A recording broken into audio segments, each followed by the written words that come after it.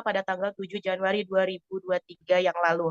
Kemudian pada tanggal 23 Januari 2023, hari Senin tepatnya kemarin, ada total 10 pasangan santri yang sebelumnya sudah melakukan proses lamaran massal tersebut, melangsungkan pernikahan bertempat di Pondok Pesantren Miftahul Huda 2 Bayasari, Kabupaten Ciamis. Kemudian nikah massal tersebut diawali dengan prosesi akad nikah sekira pukul 8 pagi bertempat di Masjid Komplek Miftahul Huda 2 Bayasari.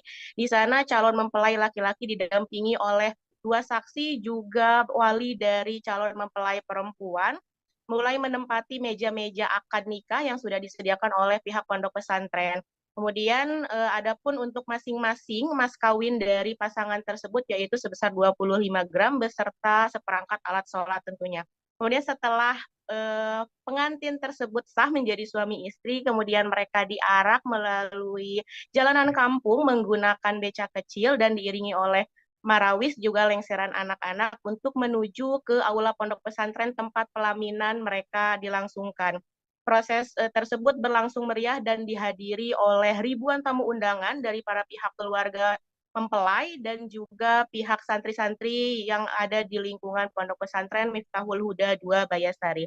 Kemudian Kiai Haji Nonok Hanafi selaku pimpinan Pondok Pesantren Miftahul Huda ini menyatakan bahwasanya agenda perjodohan ini memang rutin diadakan setiap tahunnya oleh pihak pondok pesantren, di mana hal ini juga diputuskan tidak secara sembarangan, melainkan sudah melalui pertimbangan-pertimbangan dari Dewan Kiai juga para ustadz-ustadz. Kemudian mereka mengkomunikasikannya dengan para orang tua santri bahwasanya anak mereka akan dijodohkan.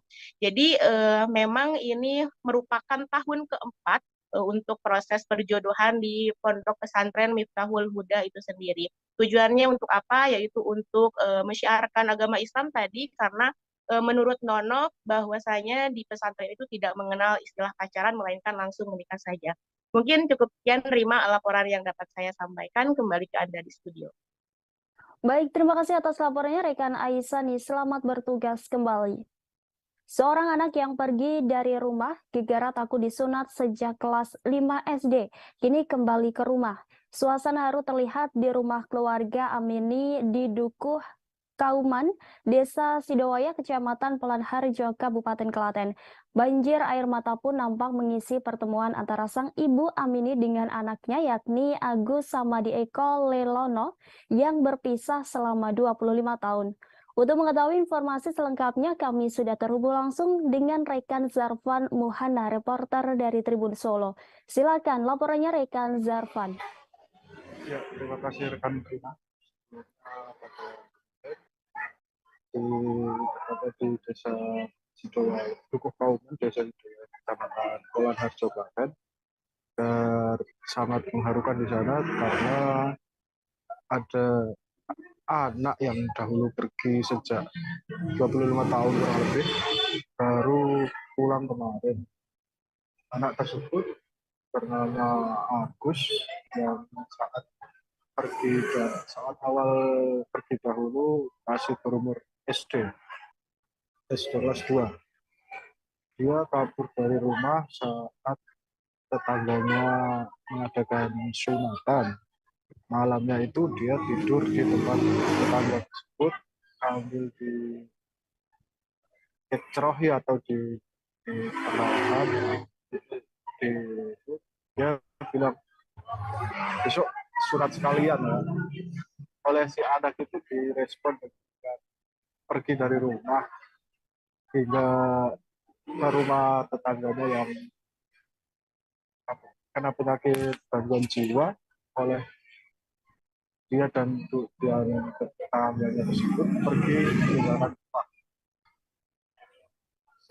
ke stasiun Solo Balapan. Itu terjadi kelas 2 SD. Dia tidak pulang dia baru pulang kemarin setelah 25 tahun.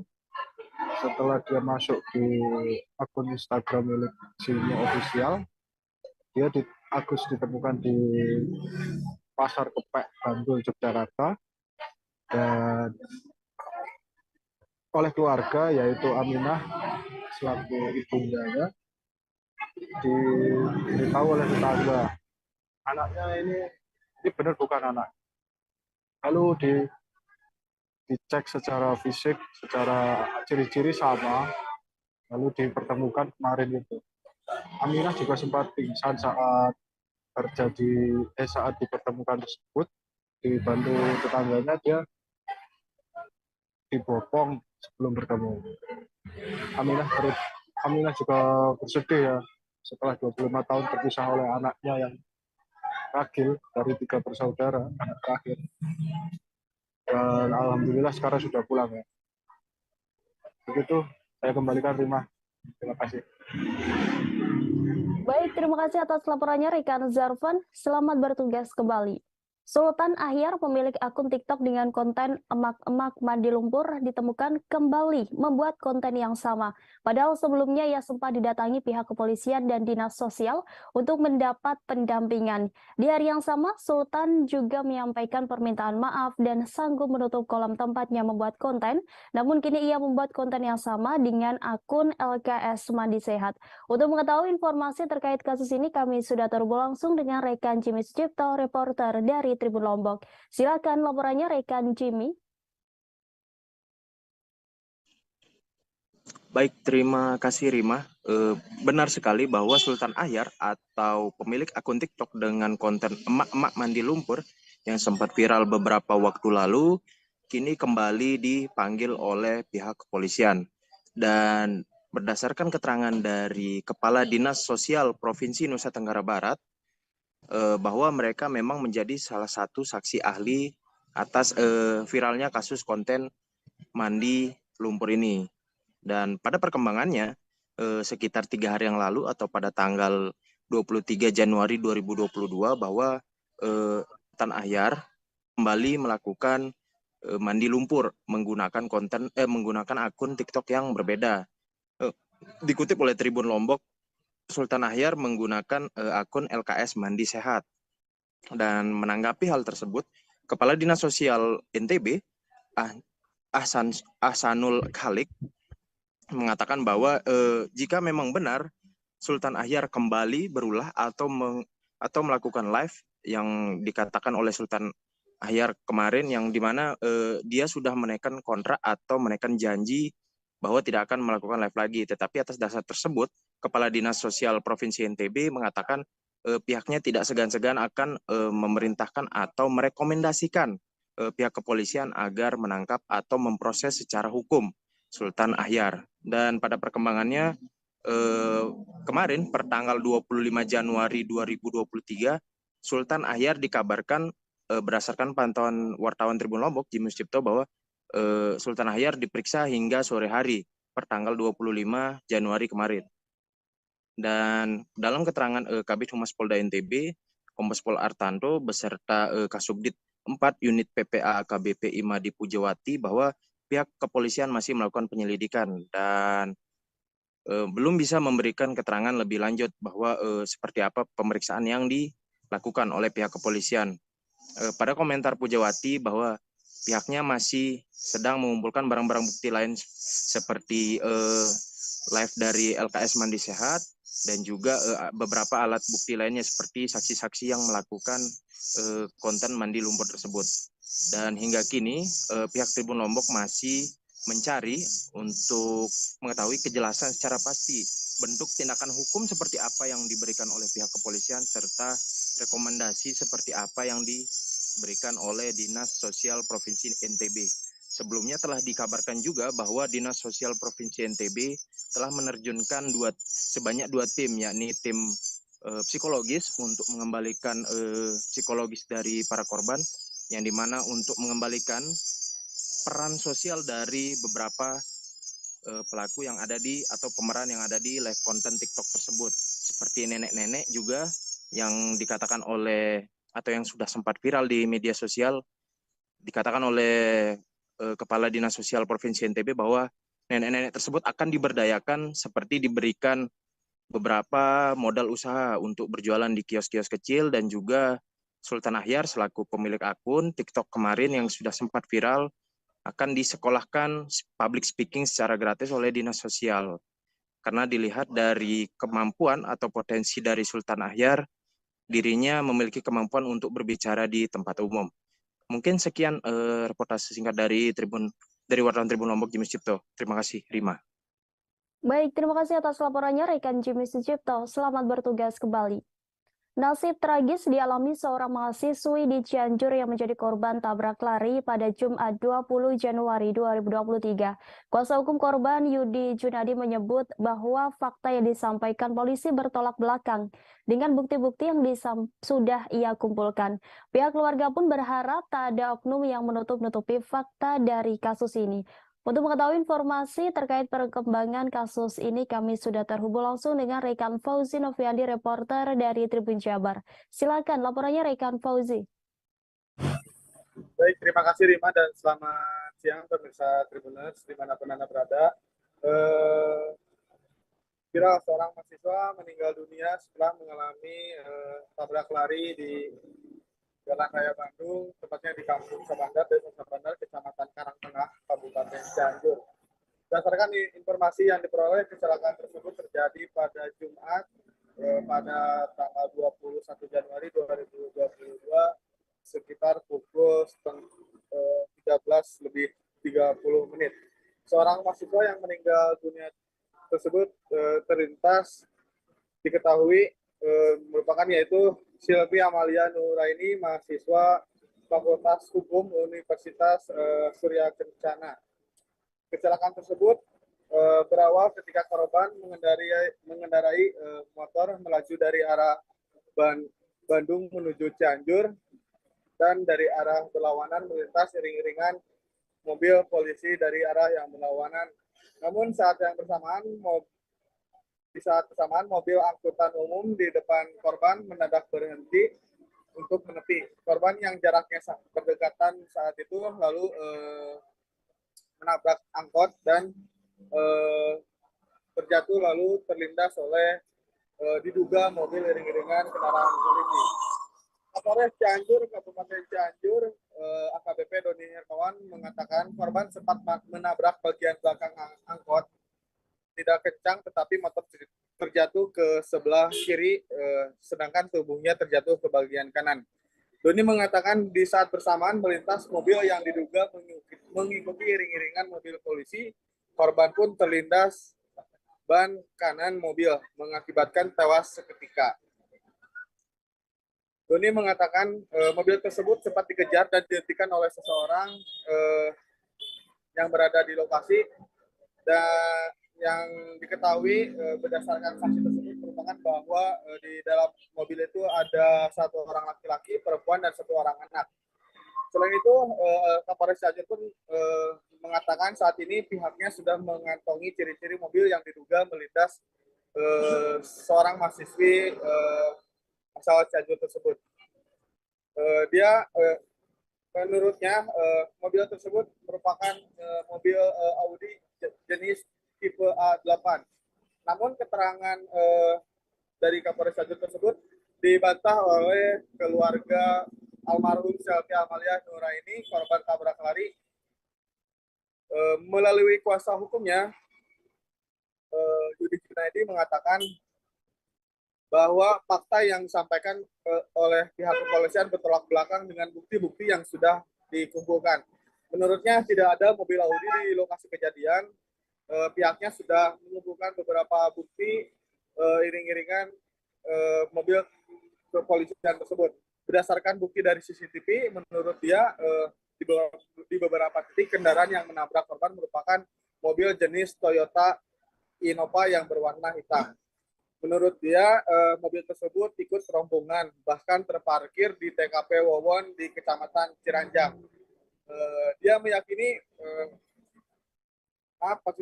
pihaknya menghormati semua proses dan sangat memuliakan tugas polisi yang sedang dilakukan.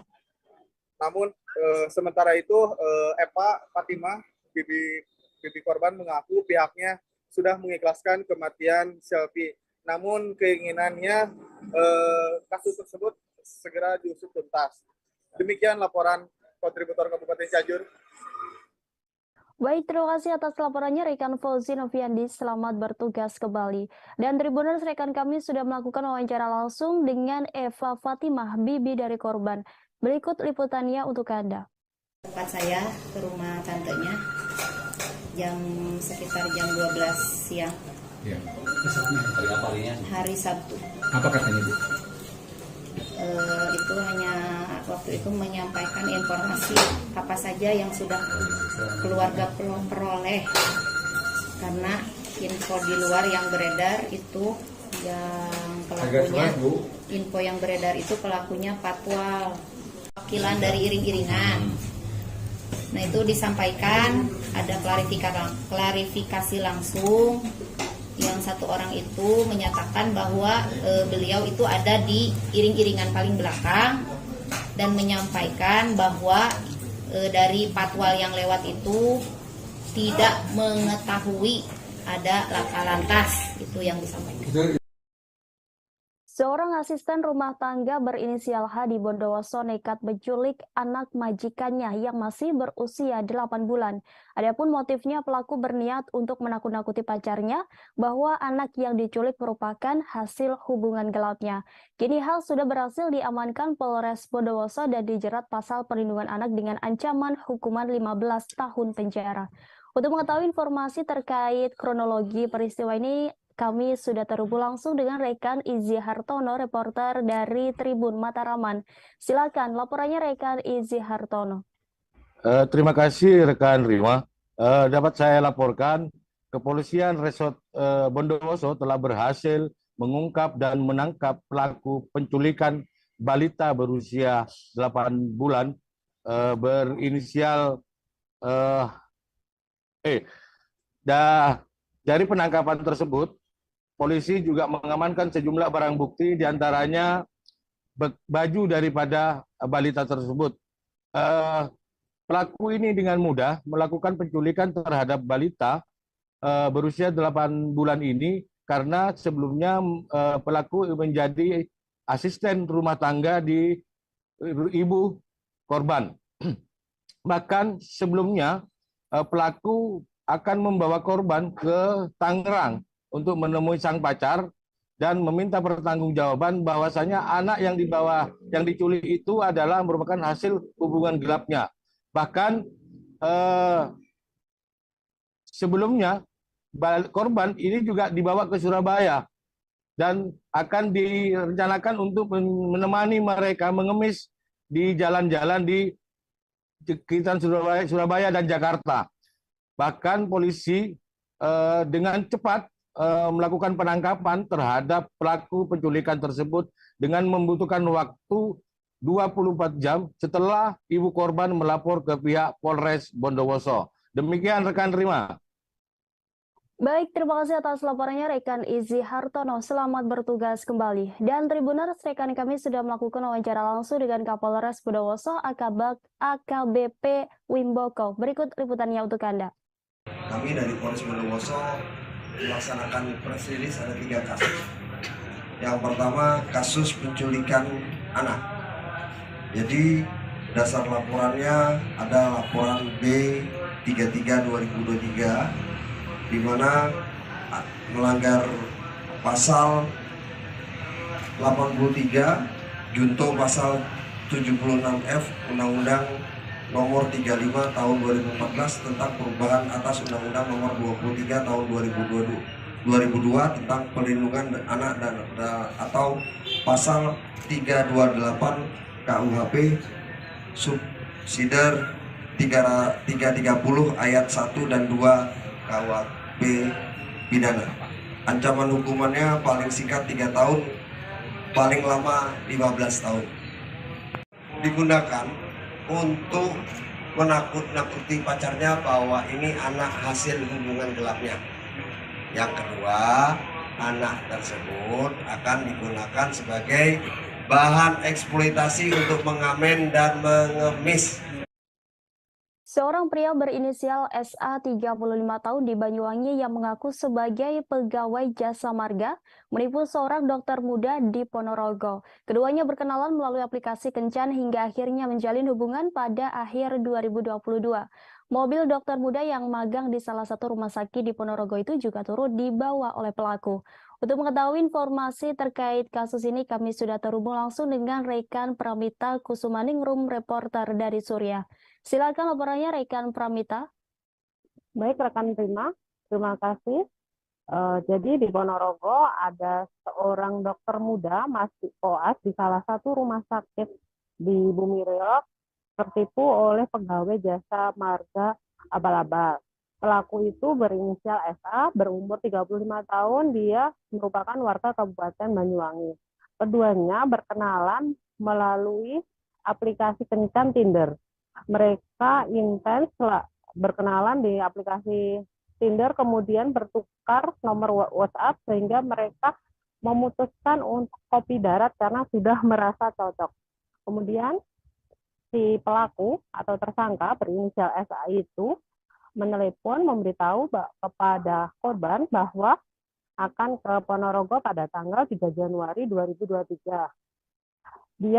Dia mengaku akan mengambil cuti. Kemudian saat perjalanan pelaku menelepon korban mengatakan bahwa dia mengalami kecelakaan dan mobilnya rusak. Mereka kemudian bertemu di salah satu hotel di Ponorogo, lalu keduanya kencan semalam mereka menginap bersama. Begitu penuturan Kasatreskrim Polres Ponorogo. Kemudian besok paginya si korban bertugas tiket pagi di rumah sakit lalu meminjamkan mobil kepada pelaku. Karena sudah percaya ternyata mobil korban dibawa oleh pelaku, baru dilaporkan ke kasus ini di Mapolres Ponorogo. Pihak Satreskrim Polres Ponorogo bisa menangkap, setelah melakukan penyelidikan, bisa menangkap pelaku di kosnya di desa di Kabupaten Jember. Saat pendalaman tidak hanya korban yang berasal dari Ponorogo saja, bukan hanya dokter yang berasal dari Ponorogo saja yang menjadi korban, ternyata juga ada PNS maupun bidan yang berasal dari Tulungagung dan Blitar. Seperti itu rekan Rima.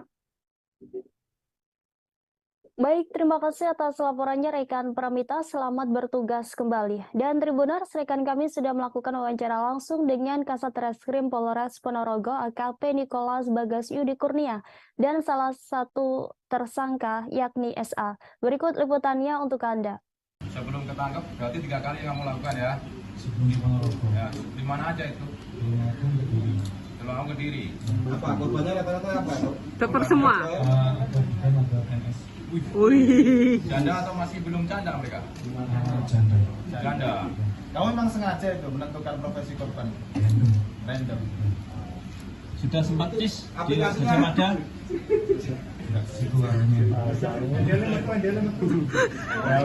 Bahasa Putih. Kalau yang di tempat lain selain Ponorogo kamu mengaku sebagai apa? Sama, jasa marga juga. Selama ini diberi apa? Para korban.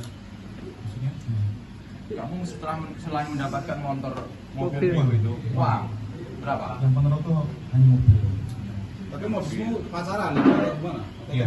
Saat itu atau? Bukan kencan saat, sebelumnya sudah ada komunikasi intens, sudah ada hubungan intens. Jadi memang pelaku ini residivis, ya, lihai dalam memberikan bujuk rayu, tipu muslihat. Yang bersangkutan melalui aplikasi jauh pertemanan selalu mengincar korbannya secara random.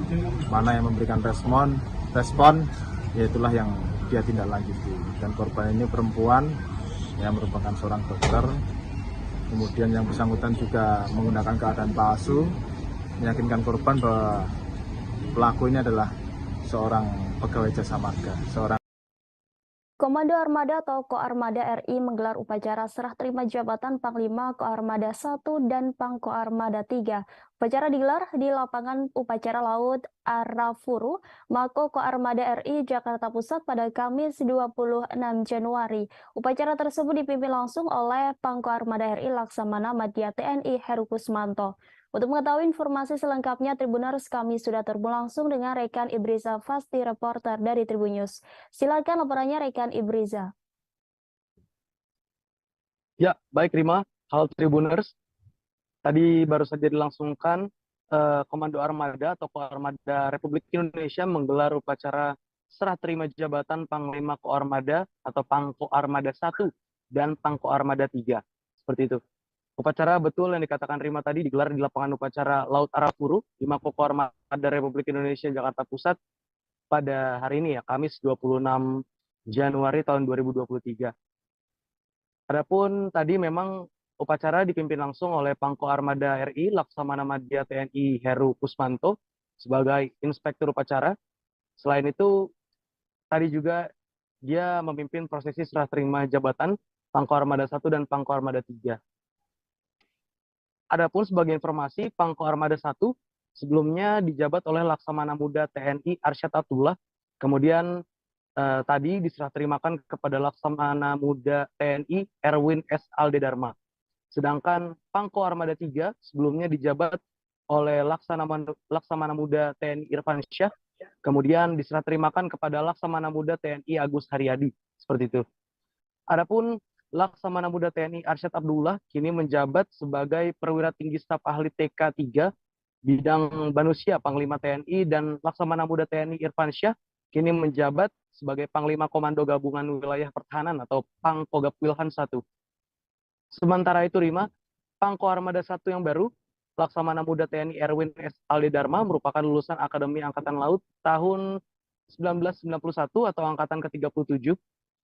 Ia sebelumnya menjabat sebagai Wakil Komandan Jenderal Akademi TNI.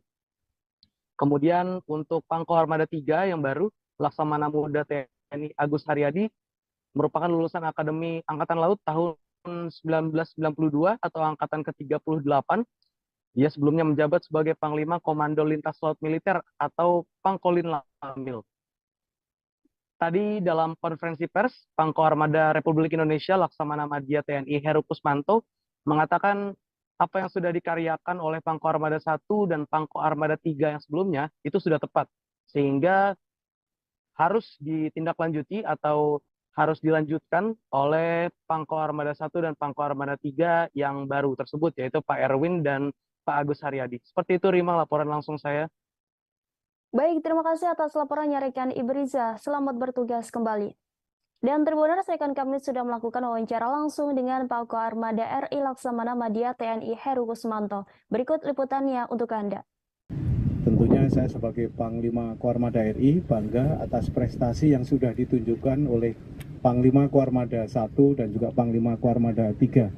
Dengan harapan apa yang sudah diprogramkan, apa yang sudah dirintis, apa yang sudah dilaksanakan selama ini dalam merespon dinamika di wilayah kerjanya itu sudah tepat untuk ditindaklanjuti oleh pejabat baru, yaitu Pak Erwin maupun Pak Agus Haryadi sebagai Panglima Koarmada 1 dan Panglima Koarmada 3. Saya di sini di Mako Koarmada RI akan mensupport sepenuhnya baik dalam konteks pembinaan maupun dalam konteks proyeksi operasi sesuai yang dituntut oleh Mabes TNI maupun Mabes Angkatan. Saya kira itu saja yang perlu saya sampaikan. Silakan kalau ada hal-hal yang perlu ditanyakan. Hilang selama 2 hari, Ferdi Valentino, warga Kabupaten Kupang, ditemukan meninggal dunia di perairan Pantai Panmuti, Desa Nulbaki, Kabupaten Kupang, Nusa Tenggara Timur. Kantor Pencarian dan Pertolongan Kelas A Kupang yang menerima informasi terkait kejadian itu pada Selasa 23 Januari malam langsung bergerak ke lokasi kejadian. Informasinya, Ferdi saat itu bersama 3 kerabatnya memasang pukat di sekitar perairan Panmuti. Untuk mengetahui informasi terkait kronologi peristiwa, kami sudah terhubung langsung dengan rekan Irfan Hoi, reporter dari Pos Kupang. Silakan laporannya rekan Irfan. Ya, Rima dan juga Tribuners, berkaitan dengan kejadian tenggelamnya atau hilangnya salah satu warga di Desa Noelbaki di perairan Panmuti, Desa Noelbaki, Kabupaten Kupang, Nusa Tenggara Timur pada Selasa kemarin. Kejadian itu bermula ketika Ferdi Valentino yang merupakan korban bersama 3 kerabatnya melakukan atau mencari ikan di perairan Panmuti pada Selasa malam. Ferdi kemudian tiba-tiba saja hilang di sekitar perairan atau di lokasi tempat mereka mencari ikan oleh beberapa kerabatnya yang kebetulan bersama dengan Ferdi melakukan berupaya untuk melakukan pencarian, namun tidak membuahkan hasil. Kemudian mereka berkoordinasi atau melaporkan hal itu ke tim SAR Basarnas Kupang untuk melakukan upaya pertolongan. Basarnas yang mendapat informasi kemudian bergerak ke lokasi untuk melakukan pencarian dan juga pertolongan kepada Ferdi Valentino. Hasil pencarian sejak Selasa malam hingga dini hari tidak membuahkan hasil, kemudian dilanjutkan pada Rabu pagi. Tim SAR baru menemukan Ferdi di sekitar lokasi kejadian pada pukul 6 waktu Indonesia Tengah dalam keadaan meninggal dunia. Tim SAR kemudian menyerahkan jenazah ke keluarga untuk selanjutnya dimakamkan. Untuk diketahui bahwa tim SAR yang turun merupakan gabungan dari masyarakat dan juga melibatkan tim kepolisian dan juga BPBD dari Kabupaten Kupang, Nusa Tenggara Timur untuk selanjutnya setelah penemuan jenazah dan diserahkan ke keluarga, unsur tim yang tergabung dalam proses pencarian itu kemudian dibubarkan. Demikian, terima. Baik, terima kasih atas laporannya rekan Irfan. Selamat bertugas kembali. Warga desa Tokonan, Kabupaten Enrekang, Sulawesi Selatan kesulitan memasarkan hasil pertaniannya ke pasar. Hal itu lantaran proyek pembangunan jembatan sebesar 5,9 miliar rupiah hingga kini tak kunjung rampung. Padahal proyek jembatan akses penghubung antara desa Tokanan dan Enrekang ditargetkan selesai pada Desember 2021. Untuk mengetahui informasi terkait berita, kami sudah terhubung langsung dengan rekan Erlan Saputra, reporter dari Tribun Timur. Silakan laporannya rekan Erlan. Baik, terima kasih rekan Dimas, selamat siang Tribuners dimanapun Anda berada. Bahwa benar sekali yang dikatakan oleh rekan kami Rima bahwa ada salah satu proyek di Kabupaten Enrekang, yaitu pembangunan jembatan penghubung antara Desa Tuara menuju ke Desa Tokonan, Kecamatan Enrekang, Kabupaten Enrekang yang saat ini belum juga memenuhi target penyelesaian.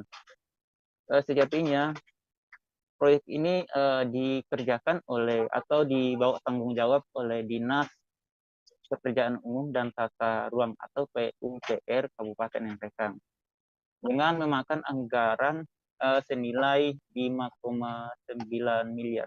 Jadi anggaran ini bersumber dari dana pemulihan ekonomi nasional atau dana PEN yang kemudian dialokasikan ke infrastruktur pembangunan jembatan yang saat ini belum juga rampung. Dari pantauan kami di lapangan kemarin itu proyek jembatan ini belum mencapai 50% progresnya. Namun menurut Kepala Dinas PUPR mengatakan bahwa proyek ini sudah mencapai 70%. Hal itu kami katakan 50% karena terlihat berbagai sisi yang berantakan hingga dibaluti oleh rerumputan di sudut jalan. Hal ini juga dikeluhkan oleh masyarakat dan ditekankan oleh salah seorang warga bernama Arsyad bahwa sejatinya proyek ini sering kali tidak dikerjakan alias molor, yang sesuai dengan kesepakatan bahwasanya proyek ini dimulai pada bulan Juli 2021 dan berakhir di akhir Desember 2021. Namun hingga memasuki awal tahun 2023 seperti yang sekarang itu terlihat belum juga direalisasikan. Walaupun begitu, masyarakat itu mengaku bahwasanya sangat tergantung dengan akses jembatan itu karena mengingat ini adalah jalan satu-satunya yang paling terdekat untuk menjual hasil bumi ke pasar atau ke kota-kota besar seperti di kota Enrekang, karena hanya di kota Enrekang yang mempunyai pasar yang paling dekat dan juga sangat besar juga. Kemudian walaupun molor, Namun pihak dinas PUPR rupanya tidak memutus kontrak dari rekanan kerja. Dari hasil penelusuran kami berdasarkan data yang kami himpun dari layanan pengadaan sistem elektronik atau LPSE Kabupaten Nrekang, proyek itu dikerjakan oleh TV Bina Karya. Jadi perusahaan ini beralamat di Kabupaten Sidrap. Namun sampai saat ini belum juga selesai merampungkan progres atau pengerjaan pembangunan jembatan penghubung Desa Tuara dan Tokonan itu. Saya kira cukup sekian laporan dari kami, Saudara Rima, kami kembalikan ke studio. Baik, terima kasih atas laporannya rekan Erlan. Selamat bertugas kembali. Seorang ustadz di Probolinggo meninggal dunia di dalam mobil saat mengantre isi BBM pada Selasa 24 Januari. Dari pemeriksaan tak ditemukan tanda-tanda kekerasan di tubuh korban. Pihak keluarga menyebut korban memang memiliki riwayat penyakit pembengkakan jantung, asam lambung, dan darah tinggi. Untuk mengetahui informasi selengkapnya kami sudah terhubung dengan rekan Danendra Kusuma, reporter dari Tribun Jatim Timur. Silakan laporannya rekan Danendra. Ya, kejadian tersebut terjadi pada pukul 5 Selasa kemarin. Kala itu seorang ustadz bernama Nur Ihsan tengah mengantri BBM jenis Pertalite di SPBU Jalan Raya Bromo, Kecamatan Kademangan, Kota Probolinggo. Saat itu antrian dispenser Pertalite sedang ada 3 mobil yang mengantri. Mobil yang dikendarai oleh Nur Ihsan, Nissan Sentra, berada di urutan nomor 3. Setelah antrian mulai berjalan, petugas SPBU tidak melihat mobil yang dikendarai Nur Ihsan berada di lokasi semula dan tidak beranjak. Melihat hal itu, petugas SPBU berjalan mendekati mobil yang dikendarai Nur Ihsan untuk mengeceknya. Saat itu posisi mobil Ihsan mesin mati, lalu kaca tertutup. Petugas SPBU kemudian memantau kondisi Nur Ihsan melalui kaca mobil yang berwarna cukup gelap. Setelah ditengok, Nur Ihsan terlihat terkulai di dalam mobil di kursi kemudi, dan petugas SPBU membuka pintu mobil karena kebetulan tidak terkunci dan mengecek nadi dari Nur Ihsan.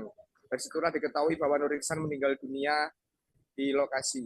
Setelahnya petugas SPBU dan warga bergotong royong menepikan mobil yang dikendarai Nur Ihsan ke halaman SPBU. Kemudian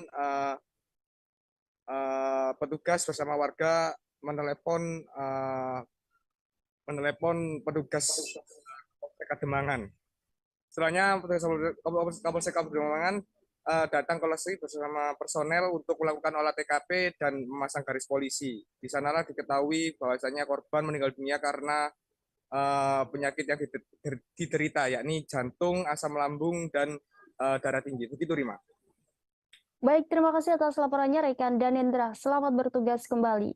Dan Tribuners, rekan kami sudah melakukan wawancara langsung dengan petugas SPBU Sandro dan Kapolsek Kademangan Kompol Eko Hari. Berikut liputannya untuk Anda. Ceritanya gimana nih tadi? Ceritanya gini, waktu orang itu ngantri, dia nggak maju-maju sampai kesalip sama mobil yang di belakang. Akhirnya teman saya khawatir ada apa kok nggak maju, akhirnya ke sana teman. Posisi di pintu ya? Di pintu masuk. Mesin hidup? Mesin mati. Ya. Terus lagi rame emang dia? Akhirnya dia buka, akhirnya kayak semaput gitu. Khawatir, akhirnya laporan ke polisi aja. Oh, jadi ini beliaunya bernama Pak Ihsan, rumahnya di Rumah Kerinci. Beliaunya kerja di Pondok Dasar ini sebagai ustadz. Tadi pagi sama istrinya jam 4 sore dia mau beli BBM. Kemudian setelah maghrib ditelepon enggak untuk sholat berjamaah, kok nggak bisa sampai ada kabar ini. Kata uminya dia punya penyakit gejala pembengkakan jantung, katominya ya, turun darahnya kita tarik dulu aja nanti di rumah sakit. Hipertensi, buang jantung dan asam lambung. Dalam rangka penataan daerah, pemerintah Provinsi Kalimantan Tengah akan melakukan penataan ulang atau renovasi besar-besaran terhadap Stadion Sanaman Mantikei. Hal ini disampaikan langsung oleh Wakil Gubernur Kalimantan Tengah, Edi Pratowo, belum lama ini. Disebutkan pula bahwa rencana penataan ulang Stadion Sanaman Mantikei telah dianggarkan melalui Dinas Pekerjaan Umum dan Penataan Ruang Kalimantan Tengah. Untuk mengetahui informasi selengkapnya, kami sudah terhubung langsung dengan rekan Devita Tribun Kalteng. Silakan laporannya rekan Devita.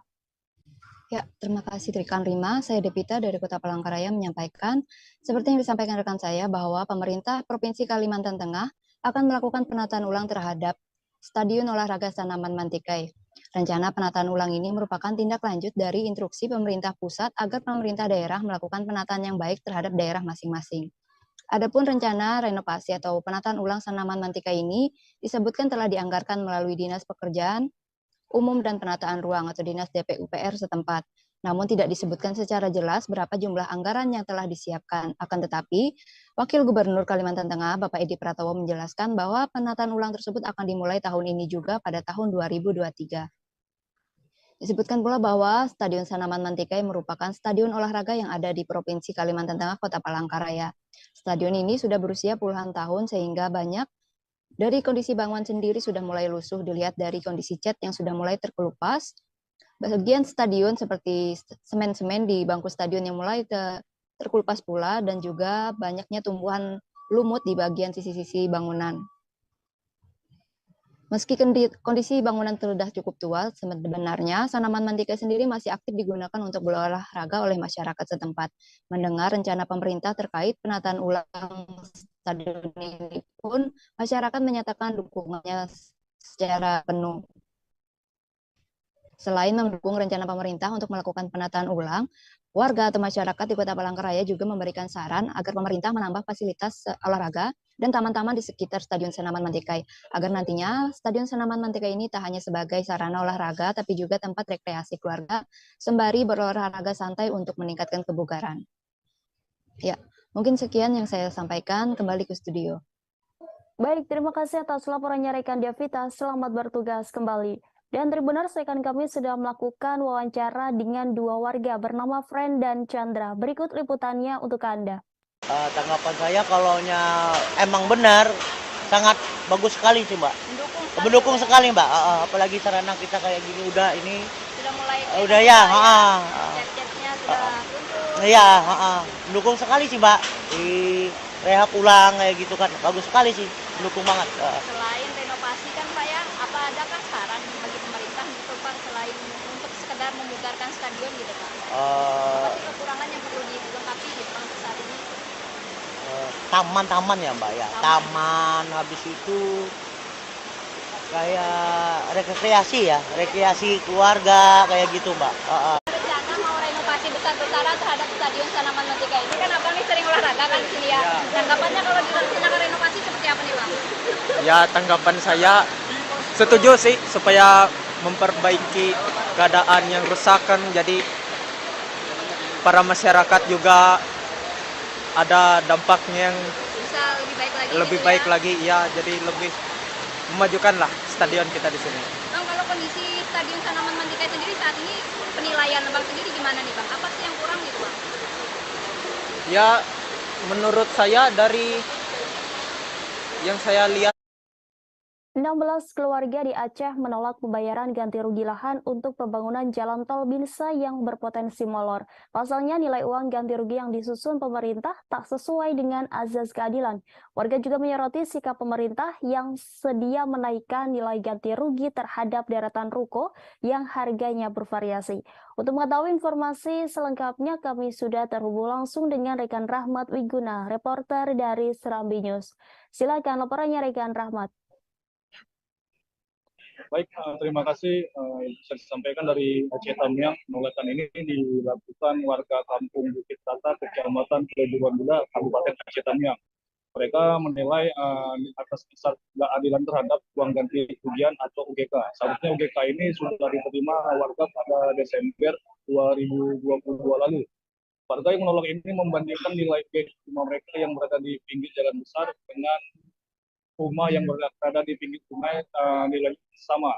Mereka juga menyoroti sikap pemerintah yang bersedia menaikkan UPK di deretan pertokohan yang sebelumnya bervariasi antara 400 juta hingga 600 juta menjadi 800 juta rupiah seluruhnya. Sebagai bentuk penolakan, sebagian warga sudah memasang spanduk berisi pernyataan tidak bersedia menerima uang ganti rugi di rumah masing-masing. Spanduk ini dipasang setelah inisiatif warga menemui pihak eksekutif, legislatif, serta melakukan unjuk rasa ke kantor BPN Aceh Tamiang tidak membuahkan hasil. Datuk Penghulu Kampung Bukit Rata, Amban, ketika dikonfirmasi mengakui ada 16 persil atau 16 keluarga yang menolak ganti rugi ini. Secara keseluruhan di Kampung Rata ada 90 persil lahan warga yang masuk proyek pembangunan tol Binjai Aceh atau BINSA kedua. Perlu kami sampaikan, pengadaan tanah untuk pembangunan jalan tol Binjai Langsa kedua ini menyentuh 4 kecamatan di Kabupaten Aceh Tamiang, yaitu Kecamatan Baru, Banyak Pahit, Sekerak, dan Tuban Muda. Untuk 3 kecamatan awal, proses pembayaran sudah selesai dilakukan. Secara keseluruhan untuk lahan di Tuban Muda yang kena proyek pembangunan tol Binjai Langsa kedua ini menempuh 280 bidang tanah dengan luas sekitar 750 meter persegi. Ini terhampar di 5 kampung, yaitu Tanjung Genteng, Semadam, Pangkalan, Tanjung Mancang, dan Rata. Nilai UBK yang disalurkan mencapai 147 miliar rupiah. Ini dilaporkan dari Aceh Tamiang. Baik, terima kasih atas laporannya rekan Rahmat Wiguna. Selamat bertugas kembali. Subdit Tipikor Ditreskrimum Polda Sulawesi Utara melimpahkan tersangka dan barang bukti korupsi pengadaan pemetaan desa Kabupaten Kepulauan Sitaro tahun 2019 di Kejaksaan Tinggi pada Selasa 24 Januari. Penyerahan 3 tersangka ini dipimpin langsung oleh Kanit Tipikor AKP Edi Kusniadi. Dari pantauan Tribun Manado, awalnya tersangka menjalani proses akhir penyerahan berkas di Mapolda Sulut. Untuk mengetahui informasi selengkapnya, kami sudah terhubung langsung dengan rekan Randy Umar, reporter dari Tribun Manado. Silakan laporannya rekan Randy. Oke, baik Tribuners. Jadi saya dari Kota Manado, Sulawesi Utara akan melaporkan hasil liputan saya kemarin, di mana Polda Sulawesi Utara melimpahkan berkas ketiga tersangka kasus korupsi dana pemetaan desa di Kabupaten Sitaro. Jadi ketiga tersangka ini, berkas ketiga tersangka ini maksud saya sudah dinyatakan lengkap, hingga akhirnya penyidik dari Subdit Ditreskrimsus Polda Subdit Tipikor Ditreskrimsus Polda Sulawesi Utara akhirnya melimpahkan berkas ini ke Kejaksaan Tinggi atau sudah dinyatakan P21. Nah, dari pantauan saya, waktu saya mengikuti pelimpahan berkas ini, memang ketiganya semula menjalani penandatanganan akhir ya sebelum dilimpahkan. Kemudian mereka langsung menuju di Bitdokes Polda Sulut. Di situ mereka menjalani pemeriksaan karena mereka juga yang akan dilimpahkan. Harus dipastikan dulu kesehatan mereka seperti apa, baru mereka bisa diserahkan ke Kejaksaan Tinggi Sulawesi Utara. Nah, ketiga tersangka ini memang diduga melakukan korupsi 2,2 miliar lebih ya. Mereka pun akhirnya diamankan oleh Subdit Tipikor Ditreskrimsus Polda Sulut, dan mereka sudah menjalani sejumlah proses, sudah ditahan di Rutan Mapolda Sulut, dan kini sudah ditahan di Kejaksaan Tinggi, sudah diserahkan ke Kejati dan akan ditahan di Rutan Malendeng, Kota Manado, Sulawesi Utara. Dan dari pantauan juga Tribuners, kesehatan mereka terlihat aman, mereka pun di balik mereka ditahan, mereka pun sangat ceria ya, menjalani proses pemeriksaan yang telah dilakukan. Itu saja yang bisa saya laporkan dari Kota Manado, Sulawesi Utara. Terima kasih dan tetap semangat. Baik, terima kasih atas laporannya rekan Randy. Selamat bertugas kembali. Banjirop sejumlah jalan dan kawasan pesisir Tanjung Pinang terendam. Tanjung Pinang, wilayah pesisir di Kota Tanjung Pinang, Provinsi Kepulauan Riau Tengah dilanda banjir. Fenomena ini membuat jalan hingga rumah yang ada di pesisir pantai atau laut menjadi tergenang air laut. Untuk mengetahui informasi selengkapnya, kami sudah terhubung langsung dengan rekan Endra Kaputra, reporter dari Tribun Batam. Silakan laporannya rekan Endra. Baik Rima dan sahabat Tribun, dapat dilaporkan bahwa banjir rob dan atau air pasang laut tinggi yang melanda pesisir Kota Tanjung Pinang, Provinsi Kepulauan Riau sejak Rabu 25 Januari 2023 kemarin itu mengakibatkan sejumlah kawasan pesisir di Tanjung Pinang ini mengalami genangan air laut, dan bukan hanya rumah saja, Rima dan sahabat Tribun, genangan air juga menutupi jalan di beberapa ruas jalan yang ada di Kota Tanjung Pinang. Dari pantauan Tribun di lapangan bahwa ketinggian air ini sampai sebetis orang dewasa, dan pantauan pada hari ini sahabat Tribun itu pasang air laut juga sudah mengalami penurunan, dan banyak warga juga yang mulai berkemas atau membersihkan rumahnya yang pada kemarin hingga malam tadi itu mengalami genangan air. Dan Rima dan sahabat Tribun juga dapat dilaporkan bahwa Kapolresta Tanjung Pinang, Kombes Pol Heriberto Somposungguh juga sudah memerintahkan jajarannya untuk membantu dalam evakuasi warga yang terdampak.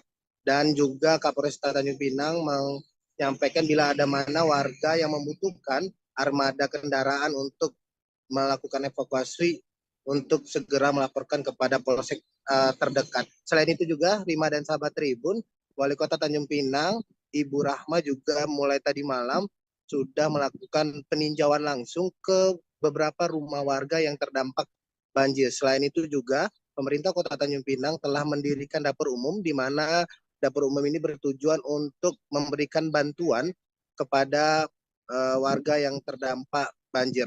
Dari pantauan kita juga sahabat Tribun dan konfirmasi kita terhadap BMKG yang Nadiem Batam, bahwa memang prediksi cuaca atau potensi cuaca hari ini di Provinsi Kepulauan Riau ini memang diperkirakan terjadi hujan lebat disertai petir dan angin kencang, di mana juga dalam pantauan BMKG untuk potensi laut atau potensi tinggi pasang air laut ini untuk di kawasan perairan Lingga, Kabupaten Lingga itu setinggi 2 meter, dan di perairan Pulau Bintan itu setinggi 3 meter, dan ketinggian pasang air laut ini juga akan terjadi atau berpotensi di Kabupaten Anambas dengan mencapai ketinggian 5 meter, dan di Kabupaten Natuna itu mencapai 6 meter. Begitu sahabat Tribun, Rima.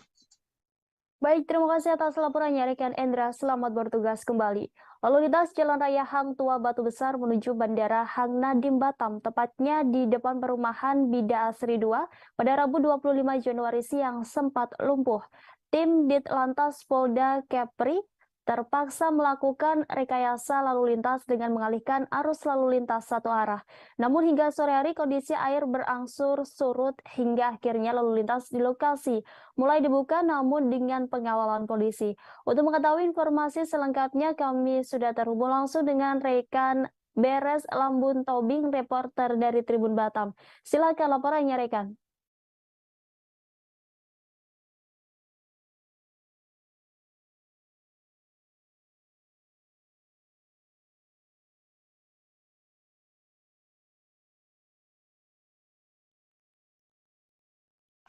Oke, baik.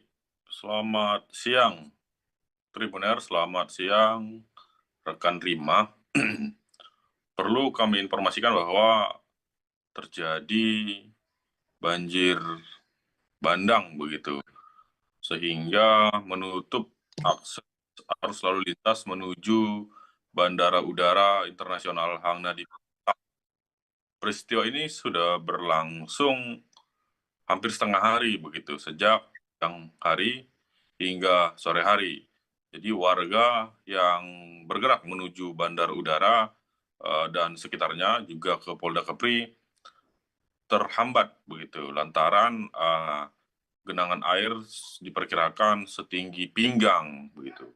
Nah, untuk mengatasi hal tersebut, Dirlantas Polda Kepri pun menerjunkan puluhan personil dan sejumlah alat berat seperti mesin penyedot air untuk mengurangi debit volume air yang semakin jam meningkat begitu. Lantaran cuaca buruk memang melanda Kota Batam, bahkan sudah hampir ini hari keempat hujan tak berhenti turun sepanjang hari. Begitu. Jadi ada beberapa pusat jalan di Kota Batam memang lumpuh.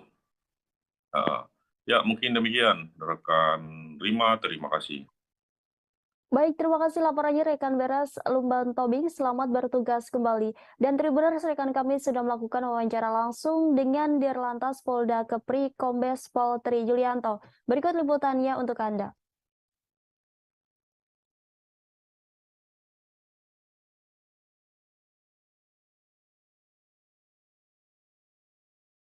Yang mengarah ke bandara.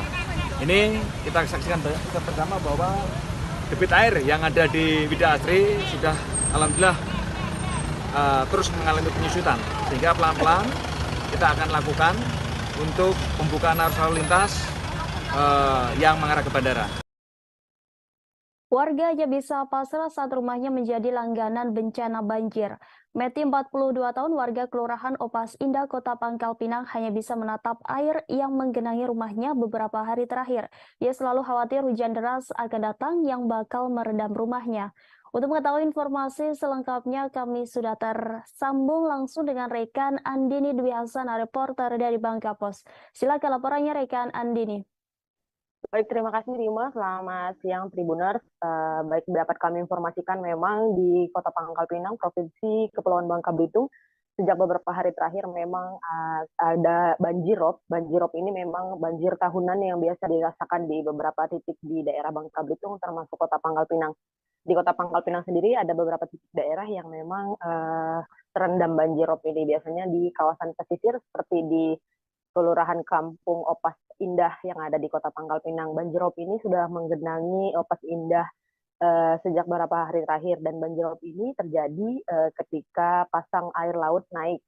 Nah, BMKG melalui BPBD Kota Pangkal Pinang dan BPBD Provinsi Kepulauan Bangka Belitung menghimbau prediksi dini untuk banjirop ini masih akan terjadi hingga 2 hari ke depan.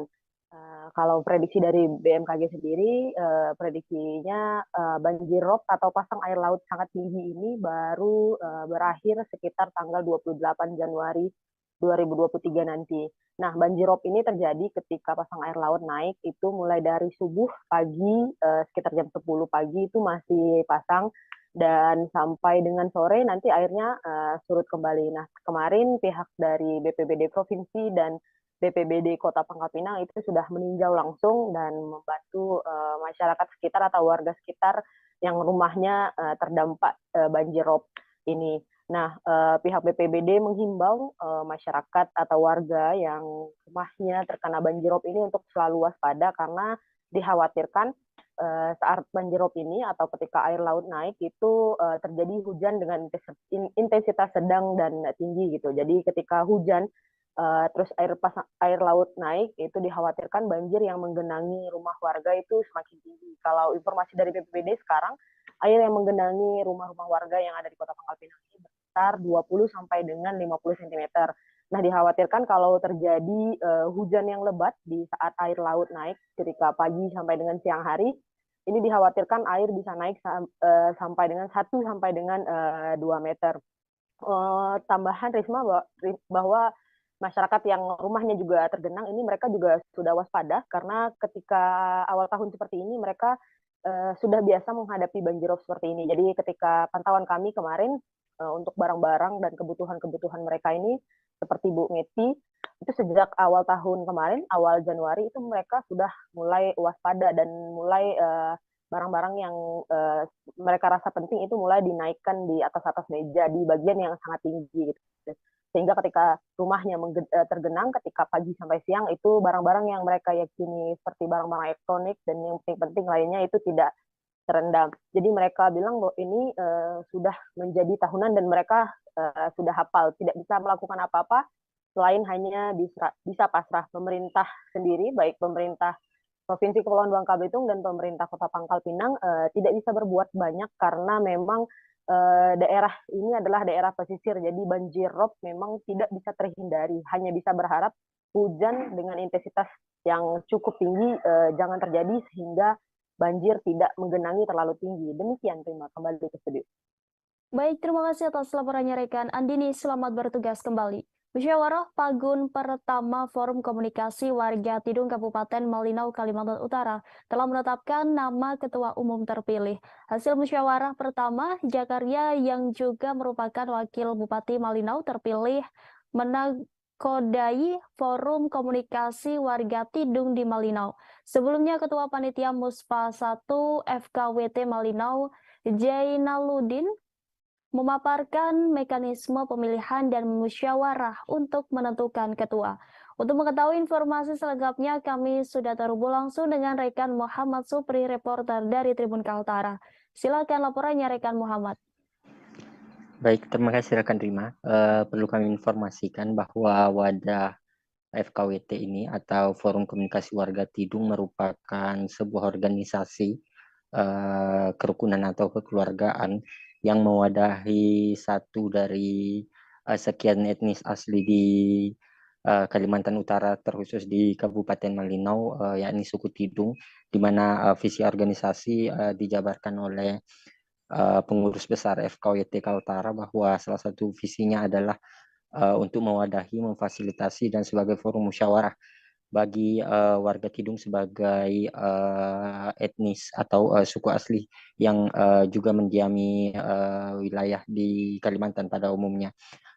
Untuk FKWT atau Forum Komunikasi Warga Tidung di Kabupaten Malinau telah terbentuk sejak awal tahun 2022 dan dijadwalkan pemilihannya pada tahun ini, dan pekan kemarin telah berlangsung pemilihan dan telah memutuskan beberapa kandidat yang bakal maju berdasarkan informasi yang kami peroleh dari panitia. Awalnya ada 3 kandidat yang dijadwalkan akan bertarung untuk memperebutkan kursi ketua umum FKWT Kabupaten Malinau, namun kemudian menyusut menjadi 2 calon, dan alhasil pada musyawarah puncak Pagun pertama FKWT Kabupaten Malinau memilih wakil Bupati Malinau, yakni Jakaria, sebagai ketua umum periode FKWT Kabupaten Malinau periode 2023-2028. Tadi juga kami sempat mewawancarai ketua FKWT Kabupaten Malinau, menyatakan bahwa fungsi dan tugas pokok dari FKWT atau Forum Komunikasi Warga Tidung tersebut adalah untuk mewadahi sebagai sarana informasi dan penyebaran informasi, kemudian musyawarah dan memfasilitasi warga Tidung putra daerah untuk terlibat dalam beberapa program strategis nasional yang dicanangkan akan dibangun di sejumlah daerah di Kalimantan Utara. Di antaranya adalah untuk beberapa program strategis nasional, di antaranya ada di Kabupaten Malinau satu program di bidang ketenaga listrikan yang baru-baru ini masuk dalam tambahan 1 dari 10 program strategis nasional bidang ketenaga listrikan, penyuplai daya yang bakal dicanangkan akan menjadi penyuplai daya penyangga ibu kota negara baru di Kalimantan Timur. Nah, Forum Komunikasi Warga Tidung ini nantinya akan mewadahi warga-warga Tidung yang ada di Kabupaten Malinau secara khusus untuk FKWT Kabupaten Malinau untuk terlibat dan berpartisipasi dalam beberapa program pembangunan di daerah.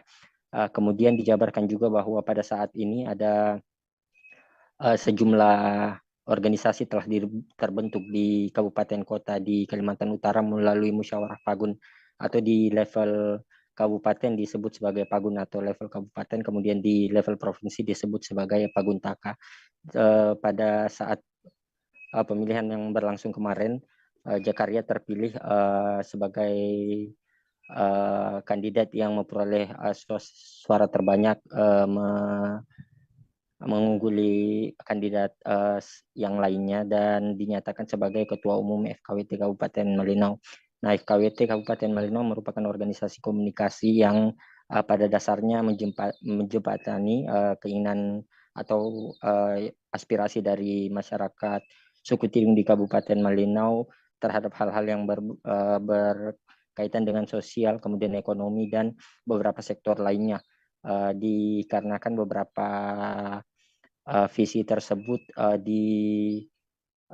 canangkan memang sejak tahun 2021 lalu oleh Ketua PB FKWT Kalimantan Utara yakni Ibrahim Ali yang juga merupakan Bupati Kabupaten Tanah Tidung yang saat ini telah menjabat sebagai Ketua FKWT Kalimantan Utara. Sebagai informasi juga organisasi ini, forum komunikasi ini sudah terbentuk sejak lama, yakni tahun 1998, kemudian 2 periode berjalan, sempat mati suri dan pada tahun 2021 kemudian dihidupkan kembali. Ini juga sebagai upaya untuk menyambut beberapa program prioritas nasional yang ada dibangun di Kabupaten Malinau, terus di Kalimantan Utara, kemudian sebagai penyangga ibu kota negara baru di Kalimantan Timur. Demikian rekan Rima. Baik, terima kasih atas laporannya rekan Muhammad Supri. Selamat bertugas kembali. Satu individu orangutan Sumatera yang sempat dievakuasi dari kebun warga di Kabupaten Karo, Sumatera Utara akhirnya mati. Tim medis menemukan sejumlah luka bekas kekerasan fisik. BPKSDA Sumatera Utara telah menerbitkan surat perintah untuk melakukan investigasi guna mengetahui penyebab kematian itu. Untuk mengetahui informasi selengkapnya, kami sudah terhubung langsung dengan rekan Fian, reporter dari Tribun Medan. Silakan laporannya rekan Fian.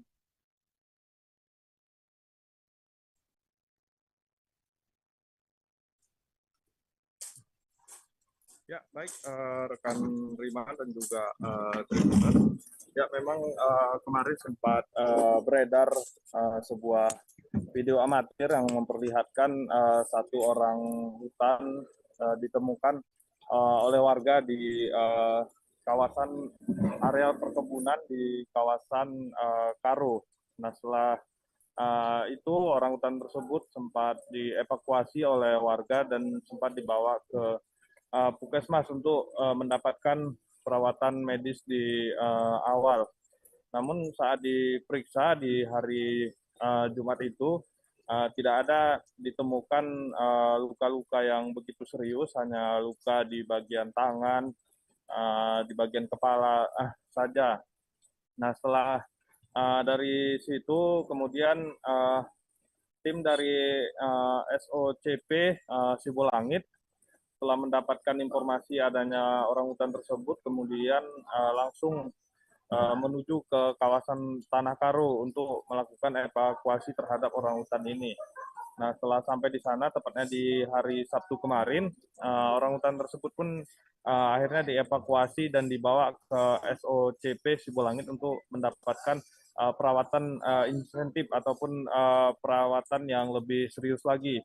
Nah, sampai di kantor SOCP, kemudian orangutan tersebut yang ditaksir berusia sekitar 15 tahun itu dilakukan ronsen begitu. Namun setelah di ronsen itu baru didapati ada sejumlah luka serius yang dialami oleh orangutan ini. Di bagian tulang punggungnya itu mengalami patah dan ada luka-luka memar di bagian tubuh lainnya.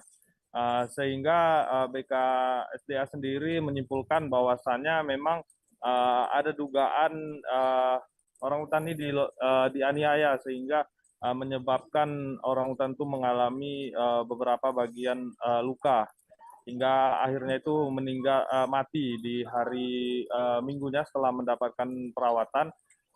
Nah, di hari Minggu itu sempat orangutan ini mengalami sesak napas begitu, sehingga dilakukan perawatan oleh sejumlah dokter hingga akhirnya mati.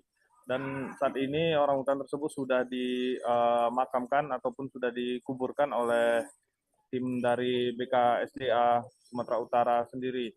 Nah, terkait orangutan mati ini, BKSDA sedang melakukan pembentukan tim untuk melakukan investigasi begitu, apakah penyebab pasti untuk mengetahui penyebab pasti dari matinya orangutan yang masuk ke areal perkebunan milik warga di kawasan Kabupaten Karo. Sampai saat ini memang belum bisa dipastikan kematiannya, apakah karena dia itu terjatuh ataupun dianiaya ataupun dipukuli oleh warga-warga di sana. Hingga saat ini pihak BKSDA hanya masih menduga begitu bahwasanya penyebab matinya orang hutan ini itu akibat mengalami kekerasan begitu. Ya, BKSDA juga nantinya ke depan setelah melakukan investigasi ini kemungkinan akan melakukan sosialisasi kepada masyarakat di sana untuk penanganan orang hutan yang akan ketika masuk ke areal perkebunan warga itu bagaimanakan begitu biar warga di sana pun paham untuk melakukan penanganan terhadap orang hutan tersebut. Ya, baik Rima. Baik, terima kasih laporannya rekan Fian. Selamat bertugas kembali. Dan Tribuners, rekan kami sudah melakukan wawancara langsung dengan Kepala Balai Besar Konservasi Sumber Daya Alam Sumatera Utara, yakni Rusdianto Saragih. Berikut liputannya untuk Anda. Termasuk contohnya tadi itu petasan atau dedentum atau juga tadi itu memancing dia untuk kembali ke hutan dengan pakannya. Banyak hal-hal yang bisa kita nanti edukasi masyarakat.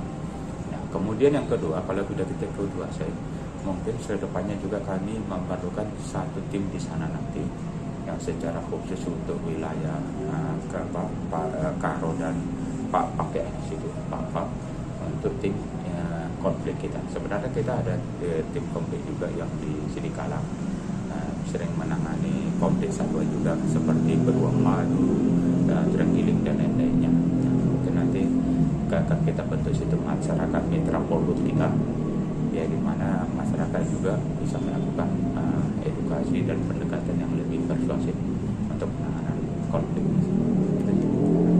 Sebagaimana sudah kami sampaikan terdahulu di awal sebenarnya ketika Pelarian pembunuh siswi SMP berinisial EJR 14 tahun akhirnya terhenti. EJR ditemukan tak bernyawa di kebun kosong atau tepatnya di belakang karaoke KCRI di Desa Pandian, Kecamatan Grogol, Kabupaten Grogol pada Selasa 24 Januari 2023. Ternyata pembunuh yang menghabisi EJR dengan keji adalah Nanang Trihartanto, berusia 21 tahun, warga asal Kartasura. Untuk mengetahui informasi terkait kasus pembunuhan ini, kami sudah terhubung langsung dengan rekan Anang Maruf, reporter dari Tribun Solo. Silakan laporannya rekan Anang. Baik, terima kasih rekan Rima. Teka-teki pembunuhan EJR umur 14 tahun siswi SMP Negeri di Solo terungkap. Polisi menangkap pelakunya yakni Nanang Trihartanto umur 21 tahun warga Kartosuro. Kapolres Sukoharjo AKBP Wahyu Nugroho Setiawan menjelaskan awalnya Senin 23 Januari 2023 pelaku berkencan dengan korban yang membuka layanan seks berbayar alias Open PO via aplikasi micet. Disepakatilah tempat di Hotel Satyorini Kartosuro. Pelaku sempat berbicara dengan korban jika hotel penuh, lalu korban diajak ke kos yang berada di Kartosuro. Setelah pelaku memuaskan hasrat nafsunya selama 1 jam, ternyata tenaga tak terpendung sehingga minta tambah lagi. Saat akan mengantar pulang, muncullah hasrat untuk menghabisi nyawa korban sehingga dirinya membawa pisau dari kos tersebut. Motif pembunuhan pelaku mengakui belum puas dan ingin menguasai harta korban termasuk uang yang sudah dikasih korban 1 jam ke 1. Lantas tanpa ampun, kata AKBP Wahyu, pelaku menyekap korban dari belakang dan pelaku menusuk alat obeng sebanyak 7 hingga 9 kali di dada. Namun karena belum puas, pelaku menambahkan tusukan di arah dada dan leher dengan pisau. Usut punya usut, Nanang merupakan residivis pencurian kendaraan bermotor atau curanmor di Magelang pada tahun 2020. Sehari-hari pelaku bekerja menjadi manusia silver di sepanjang Jalan Kartosuro, Kabupaten Sukoharjo. Dengan tindakan tersebut, dia dijatuhi pasal berlapis yaitu 340 KUH pidana atau pasal 338 KUH pidana atau pasal 339 KUHP atau pasal 365 ayat 3 KUHP atau pasal 80 ayat 3 UU nomor 23 tahun 2002 tentang perlindungan anak. Ancaman hukuman seumur hidup dan paling berat hukuman mati. Demikian rekan Rima, saya kembalikan ke studio. Baik, terima kasih atas laporannya rekan Anang. Selamat bertugas kembali.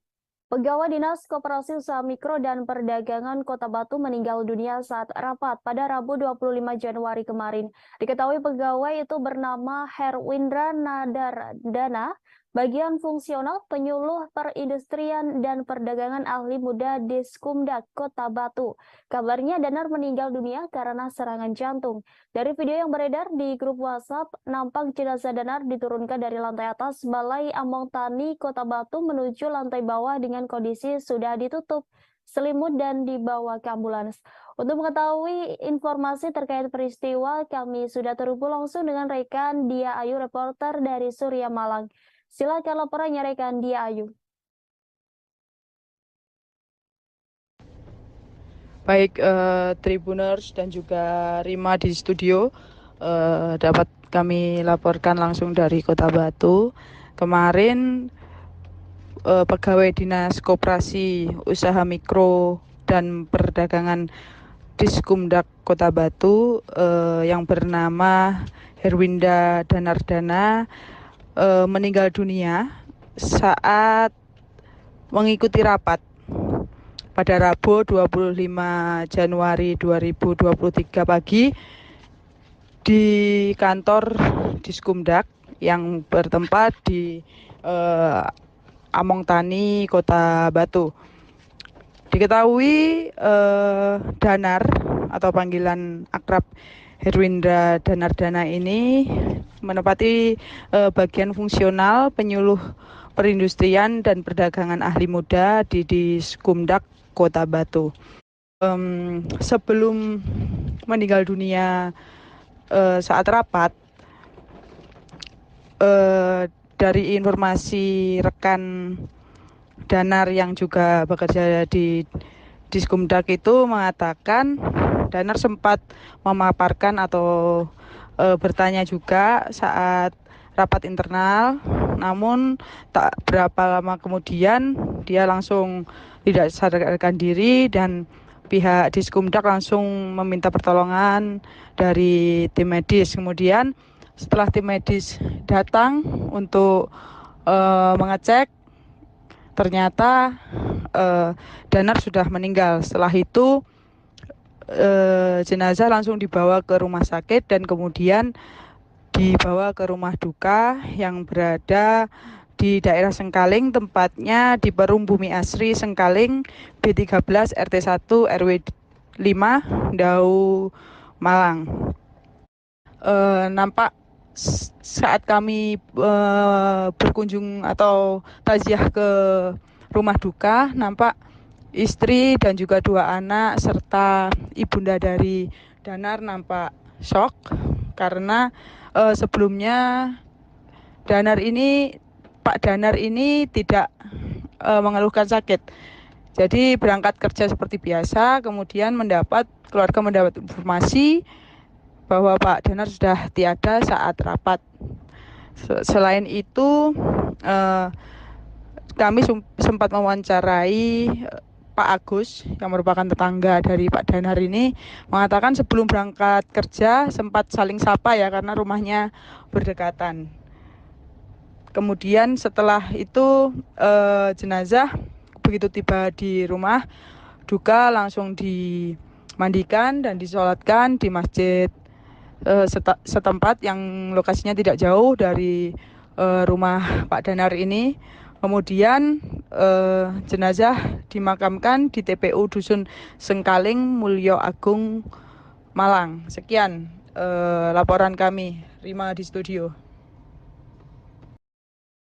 Baik, terima kasih atas laporannya rekan Dia Ayu. Selamat bertugas kembali. Informasi tadi sekaligus menutup perjumpaan kita dalam live update siang hari ini. Saksikan terus live update di seluruh kanal YouTube dan Facebook Tribun Network. Saya Rimanggi beserta kru yang bertugas pamit undur diri. Terima kasih atas kebersamaan Anda dan sampai jumpa.